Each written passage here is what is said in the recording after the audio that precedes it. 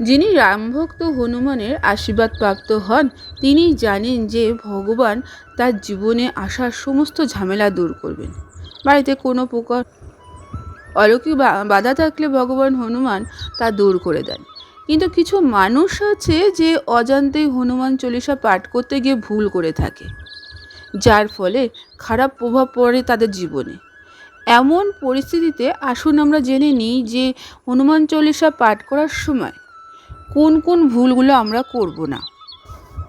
হনুমান চল্লিশার বিশেষ কোনো নিয়মের প্রয়োজন হয় না, তবে ছোটোখাটো কিছু জিনিস আছে যেগুলো আমাদের মানতে হয়, যেগুলো মেনে হনুমান চল্লিশা আমাদের পাঠ করতে হয়।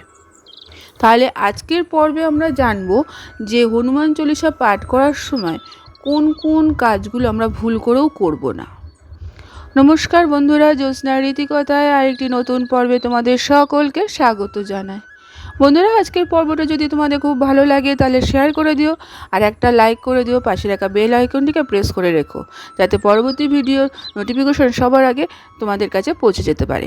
আর কমেন্ট বক্সে তোমরা জয় বজরংবলী লিখে দিও যাতে তোমাদের জীবনটা আরও সুন্দর হয়ে উঠুক। বন্ধুরা, হনুমান চল্লিশা পাঠ করার সময় আমরা কোন কোন জিনিস করব না এবার একটু আমরা জেনে নিই। বন্ধুরা, যদি তোমরা হনুমান চল্লিশা পাঠ করো তখন তোমাদের মনে রাখা দরকার যে যখন পাঠ করবে সেই সময় মনের ভেতর কোনো নেতিবাচকতা যেন না আসে। যদি আসে তাহলে সেই পাঠ অসম্পূর্ণ থেকে যায়। আবার যদি তোমরা হনুমানের ভক্ত হও তবে কোনো দুর্বল ব্যক্তিকে খারাপ ভাষা ব্যবহার করবে না। এই কারণে হনুমান চল্লিশা পাঠের ফল মিলবে না এবং বিকল্প পথ আসতে পারে বা বিকল্প রূপ ধারণ করতে পারে। এছাড়া হনুমান চল্লিশা পাঠ করার সময় তোমরা সমস্ত হৃদয়ে তার ভক্তিতে নিবেদিত করবে।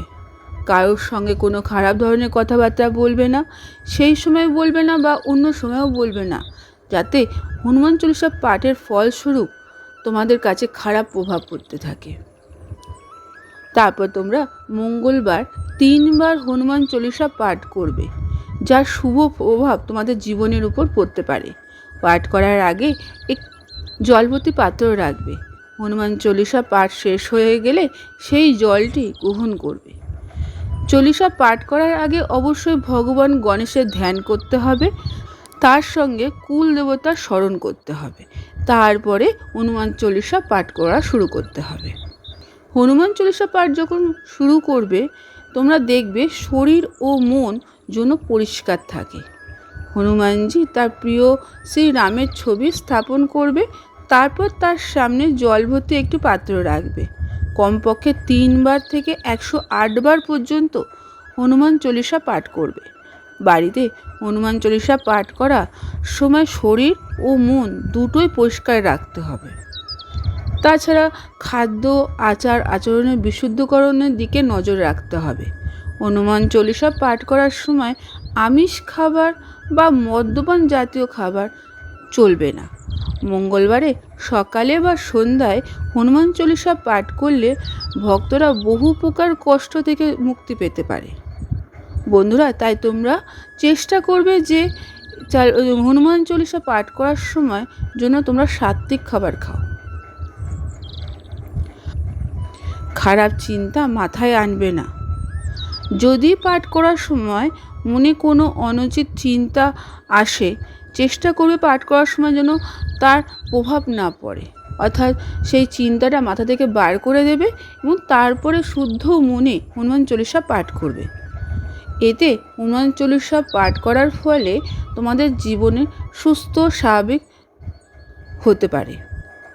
দুর্বলদের বিরক্ত করবে না। পুজোর সময় আসন ব্যবহার করবে। আসন বা কুশন ছাড়া মাটিতে বসবে না, এটাকে অশুভ বলে মনে করা হয়। যারা হনুমান চল্লিশা পাঠ করে তাদের কখনোই দুর্বল ব্যক্তিদের উপর বল প্রয়োগ করতে নেই বা গালিগালাজ করতে নেই, ফলে হনুমান চল্লিশা যে পাঠ করার শুভ ফলটা সেটা নষ্ট হয়ে যায়। তাই বন্ধুরা, যখন তোমরা হনুমান চল্লিশা পাঠ করবে তার আগে এইসব বিষয়গুলো খেয়াল রাখবে, তাহলে জীবনে হনুমান চল্লিশা পাঠের শুভ ফলটা তোমরা পেতে পারো। আজকের পর্বটি এখানে শেষ করলাম। আরেকটি পর্ব নিয়ে তোমাদের কাছে পরবর্তী সময়ে আবার হাজির হয়ে যাব। ততক্ষণ তোমরা ভালো থাকো, অপরকে ভালো রাখতে সাহায্য করো।